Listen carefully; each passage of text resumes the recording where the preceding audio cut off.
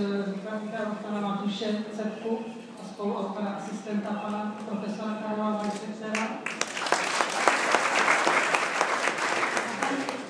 A další zdám paní Kristýnu Španělovou, asistentku pana profesora na Vysoké škole v Bratislavě. A na závěr jsem si nechala naší kolegyni, která je též spolupachatelkou výstavy, paní doktorku Petru Matějovičovou. Buďte všichni vítáni. Já přenechám všechno to zásadní